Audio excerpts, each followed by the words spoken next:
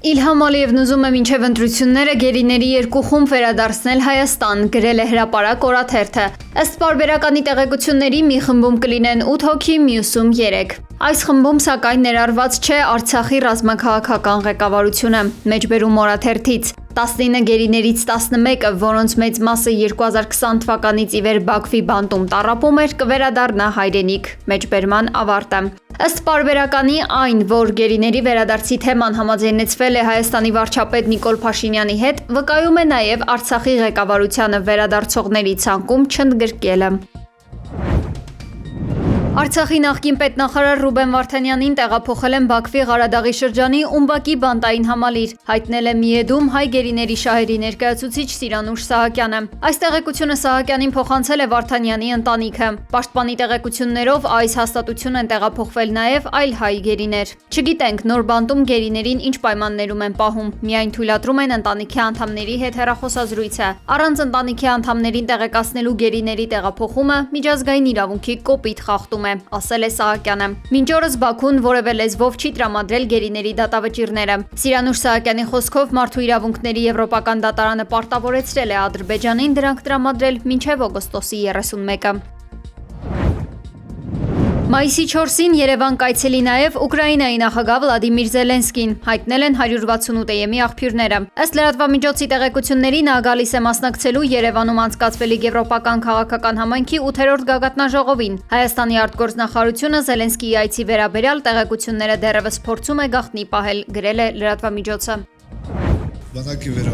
Հակակոռուպցիոն կոմիտեն 2 ամսով կալանավորել է լեգենդար հետախույս Արթուր Ավանեսյանին, Գանդազին։ Փաստաբան Արամ Վարդևանյանը դատարանի բակում լրագրողներին ասել է, որ իրավական առումով բացատրություն չունի, քանի որ այստեղ մեջբերում գործի նյութ չկա, մեջբերման ավարտը։ Ըստ Վարդևանյանի վտանգավոր մարտավարություն է որդեգրել հակակոռուպցիոն կոմիտեն, փաստացի քրեականացնելով նախընտրական ծրագրերի ներկայացումը։ Գերատեսչությունը 3 առավոտյան էր բերման ենթարկել Ավանեսյանին, իսկ ավելի ուշ հայտարարել, որ պատճառը ենթադրյալ ընտրակաշառքի խոստումն է։ Լեգենդար հետախույզը ազգային բարերար Սամվել Կարապետյանի Ուժեղ Հայաստան կուսակցության անդամ է, անվտանգային թիմի ղեկավար է։ Նույն գործով մյուս 3 ձերբակալվածների վերաբերյալ տեղեկություններ չկան։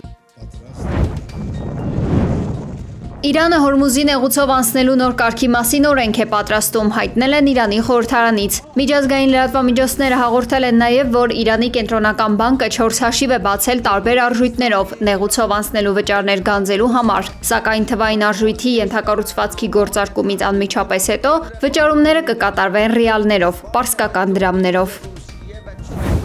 I'm curious what was going through your mind. ԱՄՆ պետքարտուղար Մարկո Ռուբիոն Իրանին համեմատել է աշխարհակործան սպառնալիքի հետ, Հորմուզի նեղուցն անվանելով միջուկային զենքի տնտեսական համարժեքը։ Ըստ պետքարտուղարի Թեհրանն այսօր ռազմավարական ջրուղին օգտագործում է որպես գործիք ամբողջ աշխարհի դեմ եւ բացահայտ հպարտանում դրանով։ Ռուբիոն նշել է, եթե այս վարչակարգը ձեռք բերի իրական միջուկային զենք, ամբողջ տարածաշրջանը պարզապես պատանդ կդառնա նրանց ձեռքում։ Բացի այդ, անդրադառնալով ընթացիկ ռազմական իրավիճակին, պետքարտուղարը հայտնել է, որ ԱՄՆ-ի եւ Իսրայելի գործողությունների արդյունքում Իրանն արդեն իսկ սպառել է իր հրթիռային պոտենցիալի մոտավորապես կեսը։ Թրամփը դժգոհ է պատերազմը դադարեցնելու Իրանի վերջին առաջարկից, քանի որ այն հետաձգում է Իրանի միջուկային ծրագրի շուրջ բանակցությունները։ Իրանը ցանկանում է, որ նախ հրադադար կնքվի եւ ԱՄՆ-ն վերացնի շրջափակումը, իսկ բանակցությունները տեղի ունենան փուլերով։ ԱՄՆ-ն սակայն շարունակում է պնդել, որ միջուկային հարցերը պետք է անհապաղ լուծվեն, ուստի երկու կողմերը չեն կարողանում գալ ընդհանուր հայտարարի։ ԱՄՆ-ի նպատակը կարծես ոչ թե խաղաղություն հաստատելն ու պատերազմը դադարեցնելն է, այլ հասնել Բաղդադի երազանքին, Իրանին ստիպել հրաժարվել միջուկային զենքից։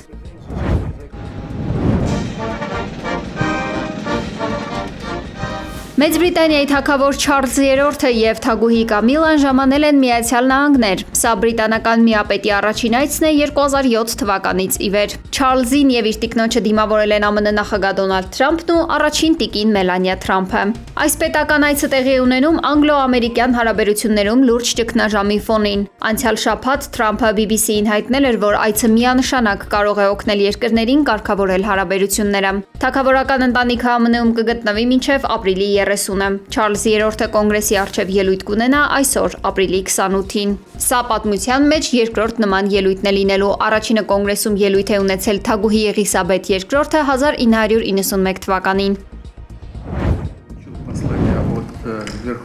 Մոսկվան մտադիր է նպաստել Մերձավոր Արևելքում իրավիճակի շուտափույթ կարգավորմանը, հաշվի առնելով Թեհրանի եւ տարածաշրջանի մյուս երկրների կողմնորոշիչները։ Սանկտ Պետերբուրգում Իրանի արտաքին գործերի նախարար Աբբաս Արաղչիի հետ հանդիպման ժամանակ հայտարարել է Ռուսաստանի նախագահ Վլադիմիր Պուտինը. «Մեր կողմից կանենք ամեն ինչ, ինչը բխում է ձեր շահերից եւ տարածաշրջանի բոլոր ժողովուրդների շահերից, որպեսզի այդ խաղաղությունը հաստատվի հնարավորինս շուտ։ Դուք մեր դիրքորոշումը լավ գիտեք», ընդգծել է Ռուսաստանի նախագահը։ Պուտինը նաեւ բարձր է գնահատել իրանական հասարակության դիմակայությունը արտաքին ճնշումների պայմաններում։ «Մենք տեսնում ենք, թե որքան արիաբար է Իրանի ժողովուրդը պայքարում իր անկախության եւ ինքնիշխանության համար, եւ իհարկե հույս ունենք, որ հենվելով այդ քաջության ու անկախության ձգտման վրա, իրանցի ժողովուրդը նոր առաջնորդի ղեկավարությամբ կանցնի փորձությունների այս բարդ շրջանը», ասել է նախագահը։ Արաղչին էլ ամփոփելով այցը դաշնություն նշել է, որ կողմերը ներկայացրել են համագործակցության նոր գաղափարներ եւ ընդգծել ռազմավարական գործընկերության շարունակման պատրաստակամությունը։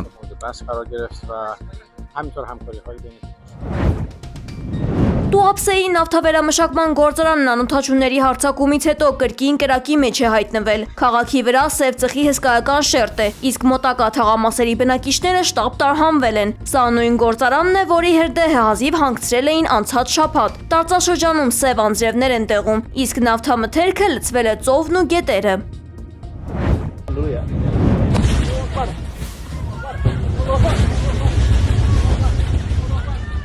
Ինդոնեզիայի Բեկասի քաղաքում գնացքների բախման հետևանքով 14 մարդ է զոհվել, 84-ը վիրավորվել։ Երկրի փրկարար ծառայության տեղեկություններով բախվել են մերձքաղաքային էլեկտրագնացքն ու հեռահար երթուղու գնացքը։ Միջադեպի պատճառները դեռևս պարզ չեն, սակայն նախնական տվյալներով գնացքներից մեկը կանգնած է եղել գնացքի ռելսերին, ինչն էլ բախման հնարավոր պատճառ է դարձել։ Հարավային Սուդանում Քեսնա ուղևորատար ինքնաթիռ է կործանվել, որի հետևանքով զոհվել է 14 մարդ, այդ թվում օդաչուն։ Նախնական տեղեկությունների համաձայն վթարի պատճառը եղել է վատ տեսանելիությունը։ Ինքնաթիռը դուրս է եկել կառավարումից ու ընկել։